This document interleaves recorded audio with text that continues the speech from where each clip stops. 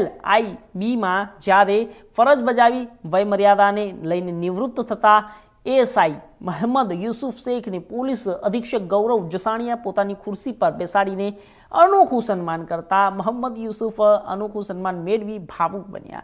આણંદ જિલ્લાના LIB જ્યારે 33 વર્ષ સુધી એક જ ટેબલ પર નિષ્ઠાપૂર્વક ફરજ બજાવી નિવૃત્ત થતા કપડવંજ મોહમ્મદ યુસુફ શેખને વિદાય આપવા માટે જ્યારે LIB કચેરી ખાતે વિદાય સમારોહ યોજાયો, જેમાં પોલીસ અધિક્ષક ગૌરવ જસાણીએ મોહમ્મદ યુસુફને શાલ ઓઢાડીને પુષ્પગુચ્છ આપી સન્માન કર્યું। એટલું જ નહીં, મોહમ્મદ યુસુફ શેખને પોતાની ચેમ્બર્સમાં લઈ જઈ પોતાની ખુરશી ઉપર બેસાડીને અનોખું સન્માન આપ્યું છે।